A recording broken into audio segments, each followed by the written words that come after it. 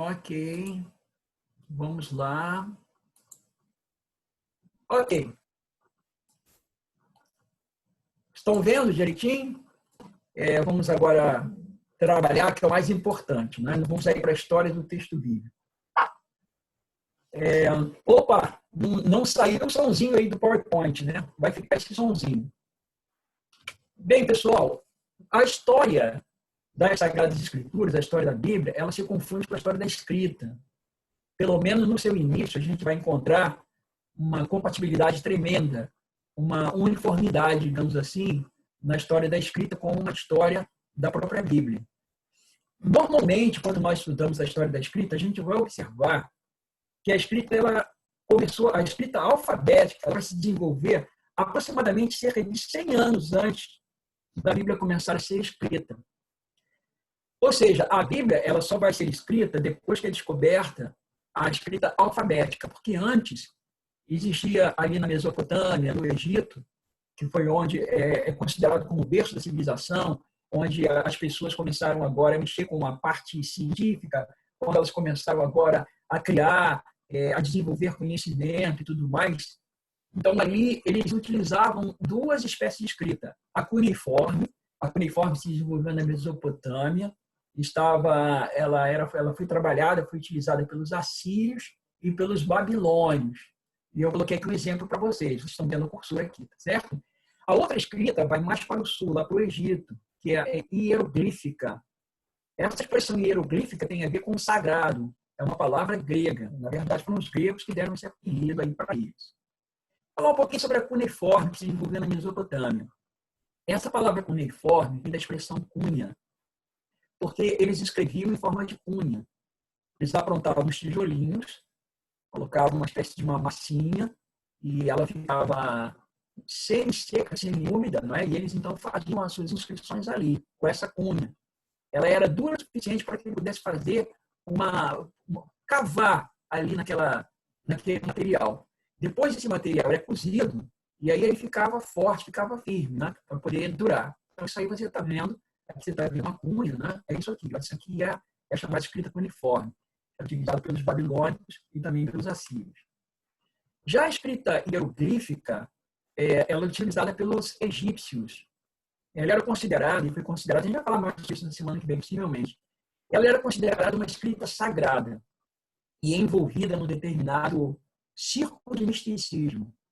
Então, se acreditava que essa escrita ela era uma espécie de comunicação sobre-humana e que era algo utilizado para escrever coisas muito sagradas, além das possibilidades de um ser humano comum poder compreender. Pelo menos foi assim que, durante muitos anos, essa escrita foi enxergada, ela foi vista. Então, a gente vai estudar um pouco mais aí na semana que vem sobre isso e vai ser muito interessante, né? Essa escrita ela foi considerada como uma escrita simbólica. Era como eles enxergavam, eles acreditavam que cada objeto desse aqui era um símbolo.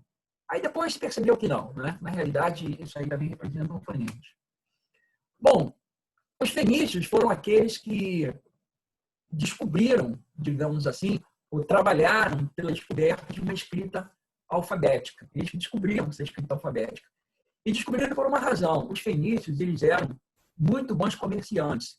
E eles negociavam em toda aquela faixa. E para eles, uma forma de negociar, de obter êxito nos seus negócios, era exatamente criando uma possibilidade de comunicação um pouco mais fácil, né? Alguma coisa que fosse mais sensata, digamos assim, para que eles pudessem fazer as suas negociações. Então, eles vão partir praticamente de toda aquela linguagem simbológica e tudo mais para poder montar os fonemas. Então, você tem aqui alguns símbolos antigos, você vê Aleph, Bet, Gimel, Dalet, Hit, e vai por aí afora, né? Tem também Nun, Samek, e aí, dessa escrita, vão surgir algumas outras que se originam dessa escrita fenícia. Então, aqui você tem no próprio hebraico, né? Ou paleo-hebraico, de uma forma cursiva, e depois esse hebraico ele vai se desenvolver, ser escrito dessa forma, como vocês estão vendo aqui, Aleph, Bet, Gimel, Dalet. He, Vav, Zain, Het, Tet, Yod, Kaf, Lamed, Mem, Nun, Samet, vai para fora, né? Então, o alfabeto hebraico ele se originou a partir do fenício. E o alfabeto grego também. A gente vai observar uma certa semelhança. Deixa eu voltar uma coisinha para vocês aqui. Essa letrinha aqui, que é o Aleph, ela vem de uma cara de boi. Cada um dos símbolos hebraicos, ele tem alguma razão de ser. É um portão, né? É um laço, é a cara do boi, e assim por diante. Né? A cruz, o Tav, o símbolo de uma cruz, e assim por diante. O idioma grego ele também surge do fenício, e ele tem alguma semelhança com o hebraico também. Então, você tem aqui o alfa, beta, gama, delta, epsilon, zeta, eta, teta, iot, e lamed, enfim, xi, pi, rho, até chegar o ômega. Né? Algumas pessoas falam ômega, mas ômega em português é ômega. Né? E tem uma semelhança com o hebraico também. Então, o hebraico, o grego, eles surgiram a partir do fenício. E também o latim. O latim também surgiu a partir do fenício. Aqui você tem, eu coloquei aqui o alfabeto. Deixa eu ver aqui uma coisa. Tá, isso aqui é latino. Tá? Eu não mudei o título aqui, tá? Mas isso aqui é o latino, tá? Que eu não acabei mudando. Então, você tem aqui os caracteres antigos da língua latina e aqui você tem os caracteres modernos que são conhecidos por nós, né? Até porque o português é uma língua neolatina, né? Ok? O pergaminho. Essa palavra pergaminho vem de uma cidade da Ásia Menor chamada Pérgamo. Isso vai se desenvolver, esse pergaminho ele vai se desenvolver mais ou menos na época de Cristo. Essa expressão pergaminho vai se popularizar mais ou menos na época dos apóstolos. Sendo que o pergaminho ele já era conhecido e ele, por incrível que pareça, ele foi utilizado por Moisés. Moisés escreveu utilizando pele de cabra. Só que pergaminho é algo que está relacionado com a cidade de Pérgamo na Ásia Menor na época do apóstolo João. Então, mas por que isso? Ora, o material ele já era conhecido, mas ele vai se popularizar na época de Pérgamo. Por quê? Eu vou falar um pouquinho mais sobre isso mais adiante, mais à frente aqui. Vamos primeiro falar sobre o papiro. O papiro é uma planta que dá nas margens do Nilo. Eu tive a oportunidade de conhecer de perto porque eu estive no Egito. Estive no Egito e pude apreciar muita coisa. Depois, com o tempo, eu quero mostrar para vocês aqui alguns objetos, alguns materiais interessantes. E através desse papiro, dessa planta, é que é extraído o material que vocês estão vendo aqui do lado. Né? O papiro ele é trabalhado, eles cortavam as folhas, né? E pegavam o caule. Então, esse caule aqui ele era raspado, né? Ele era colocado um ao lado do outro, era batido, era trançado, era todo trabalhado até ele ficar na forma, parecendo assim com um papel, uma superfície mais ou menos lisa. E eles escreviam aqui no papiro. É claro que o pergaminho é um material muito melhor para se escrever. Mas o papiro, ele era mais barato, né? O papiro, porque o pergaminho é muito caro. Os animais naquela época custavam muito caro. Por exemplo, uma pessoa que tinha um grande rebanho de ovelhas ou de cabras era uma pessoa rica.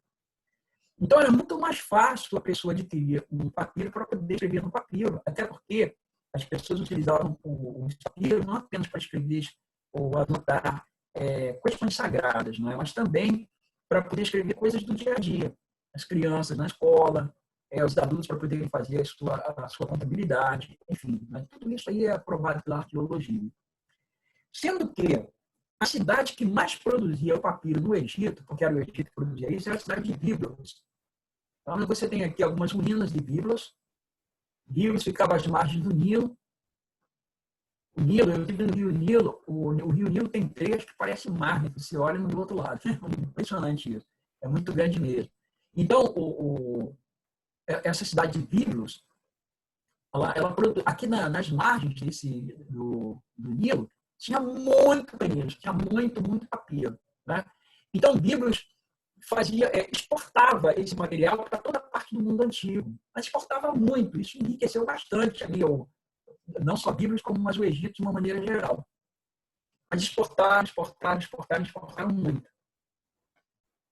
Aí, o rei de Pérgamo, ele pediu aos seus estudiosos, os escolas daquela época, os peritos, né, que eles produzissem um material que fosse mais durável do que o próprio papiro, até para que eles não precisassem importar material de bíblios. Ele não queria dar cartaz, digamos assim, para os egípcios, né? Isso lá em Pérgamo. E como o pergaminho já era conhecido, o que se precisou fazer na realidade foi apenas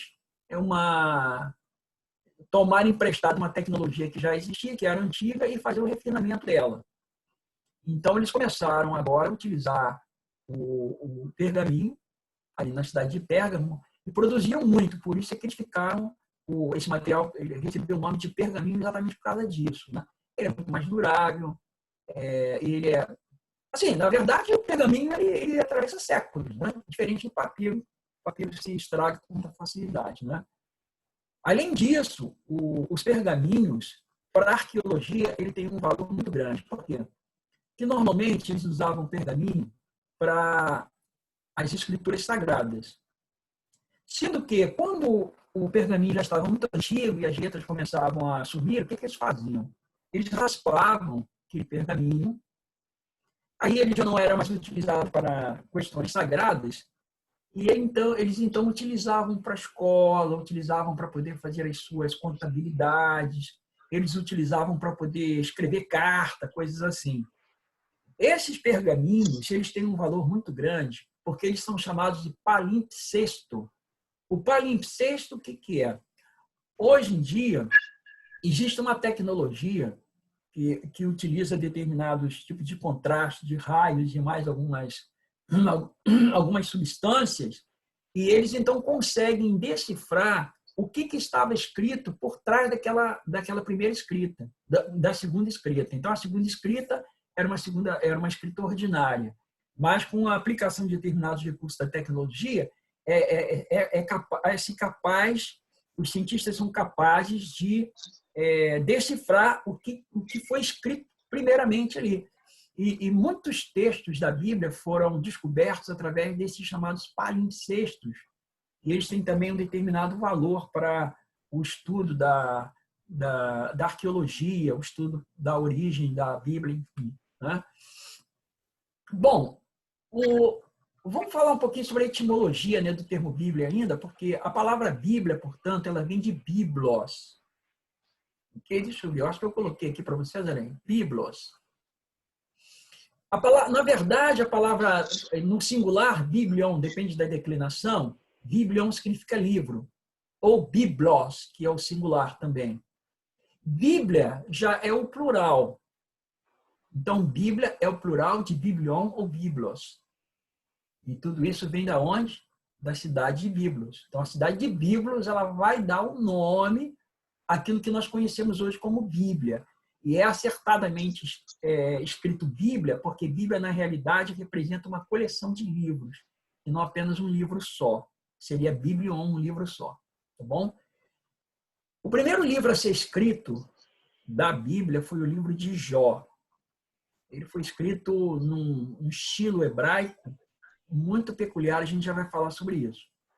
Isso aí por volta do ano de 1450 a.C., aproximadamente, 1500, por aí. E o Apocalipse foi o último livro a ser escrito, por volta do ano 100 depois de Cristo. Vamos já falar um pouquinho a respeito disso. O hebraico de Jó é conhecido como paleo-hebraico ou proto-hebraico. Ele é um hebraico mais antigo do que o de Gênesis. Então, foi o primeiro livro escrito por Moisés, foi o livro de Jó. E é muito interessante porque o livro de Jó, ele traz uma certa cosmogonia. Ele vai apresentar uma luta entre o bem e o mal de uma forma bastante assim notória, no sentido de que você tem ali 3 personagens, digamos assim, ou poderíamos colocar 4 personagens, né? Você tem Deus, Satã, no livro de Jó não se usa a expressão Satanás, mas Satã, adversário, que a palavra Satã significa isso, adversário. Então, você tem Deus, tem Satã, e Jó, que é um homem leal, e você tem os outros homens que não são leais e ainda acusam a Jó. Então, você tem aqui todo um plot, né? Todo um sistema de lutas em que aparece o ser humano e mais também os seres que a gente não pode ver, né? João, ele foi exilado na ilha de Patmos. E aqui também é bem interessante a gente fazer uma abordagem com relação a João. João foi o único dos apóstolos do Senhor Jesus que não morreu de martírio, que não sofreu martírio. Ele foi o único. Todos os outros foram martirizados, mas João não. Mas ele seria martirizado, e eu vou falar para vocês por quê. Do ano 69 até o ano 79, reinou aí um imperador chamado Vespasiano.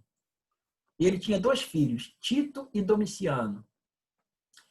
Tito foi o general que, inclusive, invadiu Jerusalém no ano 70, e Jerusalém foi desarraigada por esse general Tito, que era o filho predileto de Vespasiano. Então, Tito, ele vai reinar do ano 79, com a morte de seu pai, até o ano 81, general Tito. E ele era muito apreciado, ele era apreciado pelos soldados, ele era apreciado pelos romanos, e ele era uma pessoa até muito sensata. Ele, por exemplo, não queria que o templo de Jerusalém fosse destruído. Ele só foi destruído porque os soldados irados tocaram fogo lá no templo. Mas ele não queria que acontecesse isso. Então, ele era assim, muito corajoso, ele era muito forte. Então, do ano 81 até o ano 96, quem reinou foi o seu irmão, Domiciano. Domiciano era covarde, era fraco, não tinha peito para enfrentar uma guerra. E vocês sabem que pessoas assim acabam causando problema. Então, como ele não tinha outros predicados como seu irmão, então ele mandou cunhar os papéis do Estado, né, as moedas e tudo mais. Ele mandou colocar bustos dele em tudo quanto era cidade, porque ele era o imperador de Roma, e com o seguinte escrito: Imperador Domiciano, nosso Senhor e nosso Deus. E ele mandava que as pessoas fizessem uma espécie de um ritual nas praças, levantando uma taça para ele como sendo Deus.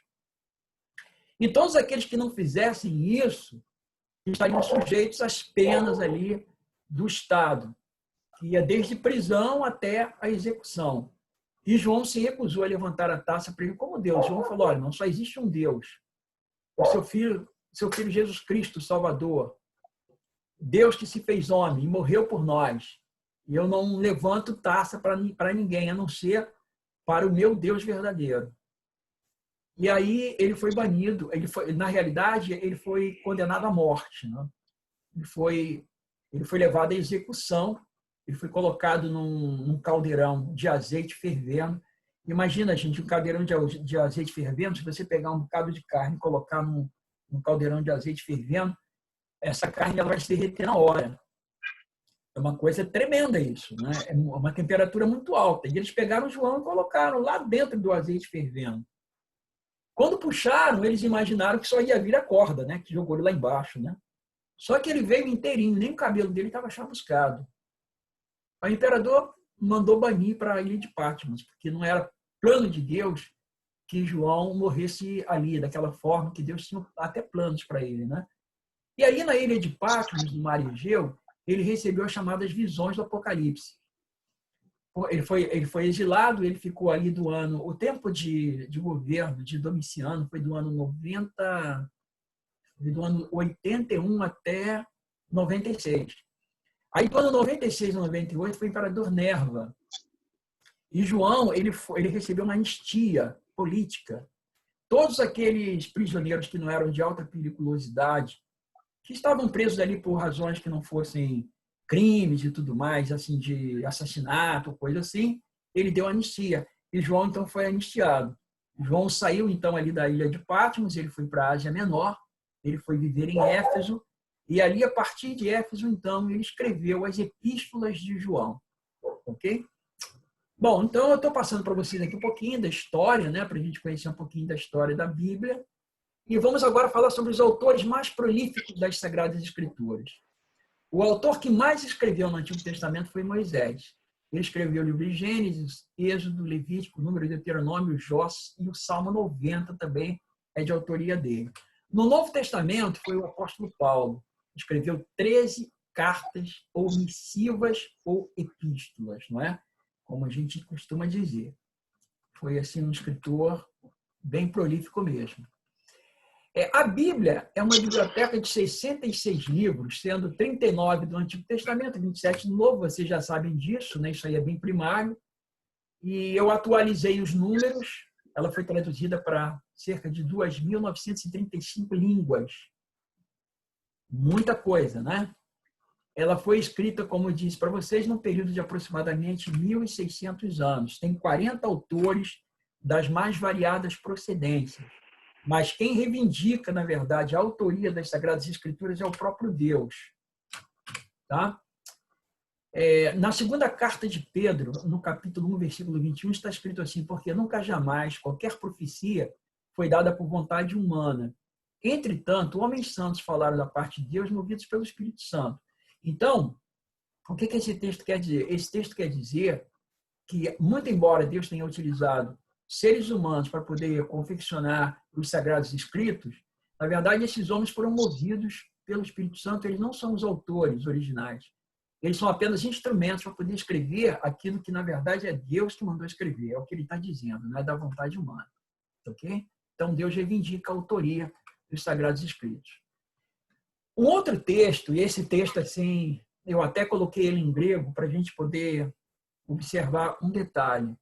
2 Timóteo 3,16 está escrito assim: toda a escritura é inspirada por Deus e útil para o ensino, para a repreensão, para a correção, para a educação na justiça. O texto grego diz assim: passa grafê theopneutos, kai ophelimos pros didascaliam, pros elimos, pros epanorthim, pros paidiam, ten endicaiocine. Eu queria chamar a atenção de vocês para essa expressão aqui que eu coloquei em negrito, theopneutos. Passa grafê theopneutos. Toda a escritura theopneutos. A expressão theopneutos, ela é formada, ela é um neologismo, ela é formada de duas outras. Ela é formada de theos, Deus, e pneuma, espírito, ou sopro, ou ar. Então, theopneutos significa aquilo que é soprado por Deus. O ser humano, aquelas pessoas que foram escolhidas, elas receberam um sopro de Deus, usando assim uma linguagem bem literal. Ou seja, elas foram impressionadas por Deus para poder escrever as Sagradas Escrituras. É isso que o texto está dizendo. Então, Deus reivindica a autoria. Tá bom? As Sagradas Escrituras foram escritas, a Bíblia, né, em 3 idiomas. O hebraico, digamos assim, a grande porção do Antigo Testamento foi escrita em hebraico. O hebraico era a língua falada pelos hebreus. Uma parte foi escrita em aramaico. O aramaico era a língua falada na Suméria. Os hebreus, a partir do ano, em torno do ano mais ou menos 600, eles foram deportados para a Babilônia, para a Suméria. E eles viveram ali durante 70 anos.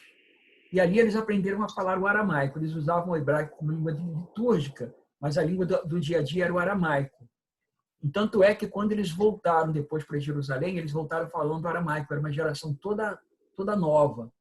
Então eles usavam o hebraico como língua litúrgica, não deixavam de falar, mas eles utilizavam o aramaico no seu dia a dia. Agora, você tem algumas porções, por exemplo, Daniel, do capítulo 2 até o final do capítulo 7, do 2, se não me engano, verso 4, até o final do capítulo 7, tudo escrito em aramaico. E tem mais umas poucas porções em aramaico. Já a língua grega foi utilizada para escrever o Novo Testamento. Aí você vai perguntar, que grego? Não foi o grego clássico, ok? O grego que foi utilizado para escrever o Novo Testamento é chamado grego da koiné. A palavra koiné quer dizer comum. Esse grego koiné, ele se desenvolveu do ano 330 a.C., com a fundação de Alexandria por Alexandre Magno, E ele vai ter o seu período de proeminência até o ano 330 depois de Cristo, com a fundação de Constantinopla. Tá bom? Que aí já nós estamos na era constantiniana. A partir da fundação de Constantinopla, em 330, por Constantino, esse grego ele vai começar a perder o seu efeito, né? E vai entrar um outro tipo de grego que a gente chama de grego bizantino. Tá bom? Mas esse grego da Koiné, ele foi o grego utilizado para escrever as Sagradas Escrituras do Novo Testamento. Portanto, nós vamos encontrar no Novo Testamento muito hebraísmo, ou seja, um grego bastante influenciado pelo hebraico. Bom, os livros antigamente, a gente fala, na realidade era em forma de rolo, né? Os escritos eram em forma de rolo. E eles eram muito bem conhecidos. Existe até uma tradição que diz que um rabino bem experiente, com um rolo fechado, ele era capaz de enfiar um alfinete, ele olhava bem a localização daquele alfinete, enfiava, vazava de um lado para o outro com o rolo fechado. Depois ele era capaz de dizer todas as partes que aquele alfinete furou, dizendo quais os textos que haviam sido atingidos por aquele furo, né? É impressionante. Eles tinham um conhecimento muito grande mesmo das Sagradas Escrituras, e conheciam bem o texto, né? Então, esses principais textos da Bíblia eles foram copiados por esses indivíduos chamados maçoretas, eram escribas judeus, né? Eles eram muito cuidadosos. E quando eles estavam fazendo uma cópia, se eles errassem nessa cópia, eles apagavam tudo, muitas vezes até desfaziam, né? Apagava todo o texto. Se fosse um pergaminho, ele apagava tudo e escrevia de novo. Certo? Eu vou mostrar para vocês aqui. Esses indivíduos, eles eram chamados de sofer. Sofer e, no plural, choferim. A palavra sofer, ela significa contar. Mas por que contar? Porque era isso que eles faziam. A palavra sofer, ela tem a ver com contar, com número e tudo mais. Por quê? Porque eles faziam assim. O hebraico, ele é escrito da direita para a esquerda, diferente de como nós escrevemos. E eles faziam assim, eles contavam letra por letra e palavra por palavra. Então, por exemplo, eu peguei aqui essa primeira frase da Bíblia. Essa primeira frase da Bíblia, ela diz assim, Bereshit bara Elohim het hashamayim va'et ha'erez. Uma coisa bem interessante, curiosa, é que ele fazia assim. Quando ele ia copiar, ele contava e aqui nessa linha tinha que dar exatamente o número de palavras do original. Vamos ver quantas são. 1, 2, 3, 4, 5, 6, 7. Isso não é por acaso. A Bíblia começa com 7 palavras. Porque a Bíblia, diferente do sistema babilônico, que é baseado em 6, o sistema bíblico é baseado em 7, é o que a gente chama de sistema hebdomedário. A gente mais à frente vai falar um pouquinho a respeito disso. Então, o 7 ele fica muito presente nas Sagradas Escrituras. Agora, você talvez vai perguntar, qual é a primeira letra do alfabeto hebraico? A primeira letra do alfabeto hebraico é essa aqui, vocês estão vendo o cursor? É o Aleph. Então, Aleph, Bet, Gimel, Dalet, e vai por aí afora. Então, a primeira letra do alfabeto hebraico é o Aleph. E é com essa palavra, Aleph é que se escreve, essa letra Aleph se escreve a palavra Deus, Elohim. Então, Elohim, que começa com Aleph, é a palavra para Deus. Por que que a Bíblia não começa com Aleph? A Bíblia não começa com a primeira letra, ela começa com a segunda letra, que é o Bet. Esse Bet aqui, ele é o que a gente chama de conjunção inseparável, porque os hebreus, a língua hebraica, ela usa uma conjunção que fica agregada à palavra, assim como usa os pronomes também. Então, você tem aqui o Bet, que significa no. Bet significa no. Então, você Bereshit. Essa expressão aqui, Reshit, ela significa princípio, começo ou início. Essa palavra, reshit, eu botei ela aqui toda em amarelo para você identificar e separar da conjunção, ela começa com resh. Essa expressão aqui, essa letra de resh, essa letra, ela simbolizava, na época em que ela era um símbolo, ela simbolizava uma cabeça, a cabeça de um homem. Não é? Se olha para a cabeça de um homem, ele tem essa curvinha aqui, certo? Essa curvinha aqui da cabeça do homem é a parte mais alta do ser humano. Por isso é que ele é chamada de princípio. Aí você tem B, reshit, no princípio, ou seja, na cabeça, no início de tudo. Então, por quê que a Bíblia começa com Bet e não começa com Aleph? Porque o Aleph é uma letra para iniciar a palavra Deus, que é antes de todas as coisas. Por isso é que a Bíblia começa com Bet, com a segunda letra. Aí você tem Bereshit, Bara, Elohim, Het, Hashamayim, Vaet, Acheret. Agora, aqui tem uma palavra aqui, e ela aparece aqui 2 vezes, e ela não tem tradução. Tá? Que é essa expressão aqui, et. Et não tem tradução, não se traduz. Ela está na Bíblia inteira, no Antigo Testamento, mas ela não tem tradução. Ela aparece aqui, ó. Eu vou explicar para vocês por que é utilizada essa partícula aqui. Essa partícula é uma partícula acusativa. Ela nos diz que a palavra que vem depois é um objeto direto. Então, você tem aqui, Bereshit no princípio, Bara criou, Elohim, Deus, Et, vai indicar um objeto direto.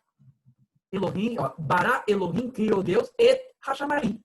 O céu, Et, vem outro objeto direto, Acheres, a terra. Essa expressão Et, que aparece na Bíblia toda e não tem tradução, apenas um objeto direto, ela curiosamente começa com Aleph, que é a primeira letra do alfabeto hebraico, e termina com Tav, que é a última letra do alfabeto hebraico. Então, a gente poderia dizer para o hebraico aquilo que a gente diz como o grego. No grego, Jesus disse assim, eu sou o alfa e o ômega, o princípio e fim de todas as coisas. Aí ele vai dizer também, em relação ao hebraico, eu sou o Aleph e o Tav, o princípio e fim de todas as coisas. Embora essa palavra não tenha tradução, ela marca a presença de Deus, o início e o fim, em toda a Sagrada Escritura. Interessante, né? Muito interessante. E a segunda linha, agora que curioso, né? Eu estou colocando algumas curiosidades para vocês verem que a Bíblia ela foi escrita com muito critério. Por exemplo, o Soferim, quando ele vinha escrevendo normalmente, ele tinha que contar tudo mais, tá? Quando você pega uma Bíblia impressa, depois eu posso mostrar para vocês, na Bíblia impressa, às vezes, quando não dá lá um pedaço para continuar, ele vem cá para baixo. Mas lá no rolo não podia ser assim, não. Ele tinha que escrever tudo uma linha só. Tá? Então, você tem aqui, olha, voltando aqui. Bereshit, Bara, Elohim, Hashamayim, Vaet. Eu vou ler devagar. Bereshit, Bara, Elohim, Hashamayim, Vaet, Aheret. Agora, o verso 2. Varref, e a terra, Haetá, era Tohu, Vaborru, sem forma e vazia. Varroshek, e as trevas, aqui o verbo se está subentendido, Alpenei estava sobre a face do Rom, do abismo.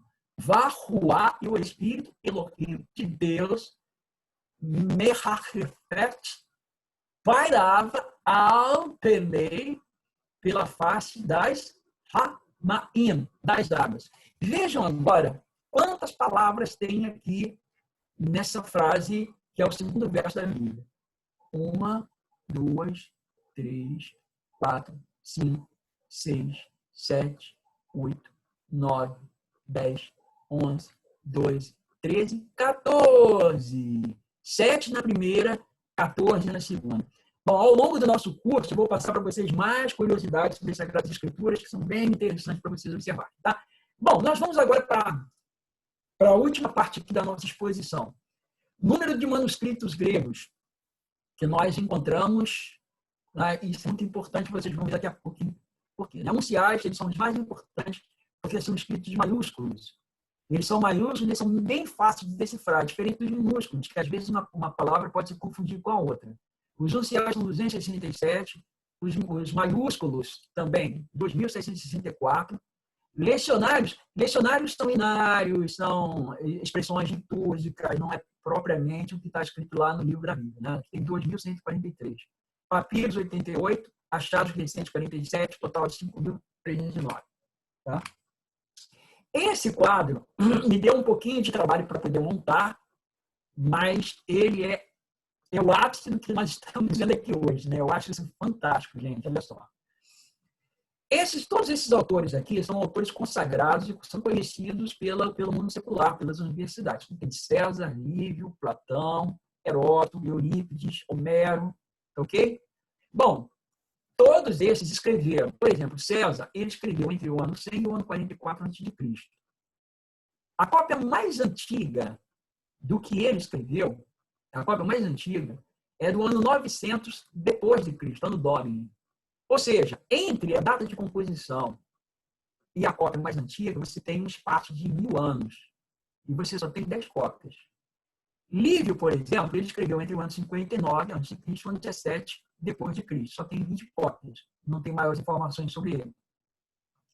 Platão, as tetralogias de Platão, ou seja, os escritos de Platão, eles foram produzidos entre o ano 427 e 347 a.C. A cópia mais antiga foi encontrada no ano 900 depois de Cristo. Ou seja, isso dá um intervalo de 1.200 anos entre a composição e a cópia mais antiga. E só tem 7 cópias. E todas as universidades reconhecem como autênticas. Né? Heródoto, que é considerado como o pai da história, ele escreveu entre o ano 480 e 425 a.C. A cópia mais antiga é do ano 900 depois de Cristo. Ou seja, isso dá um intervalo de 1.300 anos. E tem apenas 8 cópias. Eurípides escreveu entre 480 e 406 a.C. A cópia mais antiga do ano 1100 depois de Cristo. Ou seja, entre a composição e a cópia mais antiga, o intervalo é de 1.300 anos. E existem 200 cópias, até um número considerável. Homero, muito conhecido, até hoje as obras são publicadas largamente, você encontra em qualquer boa de livrarias as obras de Homero, a Ilíada especialmente, né? Ela foi produzida no ano 900 a.C. A cópia mais antiga é de 400 a.C., o que dá um intervalo de 500 anos. E tem bastante cópia, 643, mais um intervalo de 500 anos. Agora, prestem atenção nos números do Novo Testamento. O Novo Testamento foi produzido entre o ano 40 e o ano 100 depois de Cristo. A cópia mais antiga foi encontrada no ano 125, do ano 125 depois de Cristo. O intervalo entre a composição do Novo Testamento e a sua cópia mais antiga é de apenas 25 anos. E existem simplesmente 24.000 cópias. Vocês estão entendendo, gente? Não há razão nenhuma para a gente duvidar da veracidade das Sagradas Escrituras se a gente levar em consideração esses números. Ou seja, os números do Novo Testamento eles são muito mais confiáveis do que de qualquer outro escrito antigo. Né? Atualmente se tem registro de 5.300 manuscritos gregos do Novo Testamento, 10.000 manuscritos da Vulgata Latina. A gente não teve espaço para poder falar sobre a Vulgata, mas a gente pode falar outro dia. Né? Cerca de 9.300 de outras versões antigas, mais de 24.000 cópias de porções do Novo Testamento. Fantástico, né? Eu queria ler agora, para a gente poder terminar, algumas frases que eu cataloguei, que eu achei assim, muito oportuno trazer para vocês aqui. Né? Dom Pedro II, eu até aconselho vocês a lerem sobre Dom Pedro II. Dom Pedro II foi uma pessoa fascinante, né? Uma pessoa muito inclinada para o mundo científico. Ele foi um patrocinador de Graham Bell. Nós não teríamos o telefone como tivemos se não fosse o patrocínio de Dom Pedro II. Na realidade, ele deu dinheiro para que Graham Bell pudesse desenvolver a sua pesquisa. Né? Muitas outras, ele é fascinante. Né? E ele disse assim, eu amo a Bíblia. Eu leio-a todos os dias. E quanto mais a leio, tanto mais a amo. Há algumas que não gostam da Bíblia. Eu não os entendo. Não compreendo tais pessoas. Mas eu a amo. Amo a sua simplicidade e amo as suas repetições e reiterações da verdade. Como disse, eu leio-a cotidianamente e gosto dela cada vez mais. Bom, Coelho Neto, livro de minha alma, aqui eu tenho, é a Bíblia. Não encerro na biblioteca entre os estudos, conservo sempre a minha cabeceira, à mão. É dele que tiro o pão para a minha fome de consolo, é dele que tiro a luz nas trevas das minhas agonias. Rui Barbosa, Se eu a coloco abaixo de todos os livros, ela é a que mantém todos eles. Se eu a coloco no meio dos outros livros, ela é a coroação desses livros. E se eu a coloco em cima dos outros livros, ela é a cabeça e autoridade de todos os livros em minha biblioteca. Abraham Lincoln. Estou ultimamente ocupado em ler a Bíblia. Tirai o que puderdes deste livro pelo raciocínio, e o resto pela fé. E vivereis e morrereis um homem melhor. Bem, para terminar, o argumento mais forte em favor da veracidade da Bíblia, ou do que ela reivindica, é a demonstração autêntica de vidas transformadas, um fato contra o qual nenhum argumento pode existir. Então, mais até do que milagres, mais até do que o fato, até mesmo de ter toda essa peculiaridade, o que mais impressiona, na verdade, no livro sagrado é a capacidade de transformação de vidas. Né? Pegar um indivíduo, um assassino, um ladrão, um bandido, um adúltero, um devasso, e fazer com que esse indivíduo se transforme num santo. Né? Então, esse é o grande... Essa é uma das maiores virtudes das Sagradas Escrituras, né? Sem dúvida alguma. Bom, pessoal, é isso aí. Né? Essa foi a nossa introdução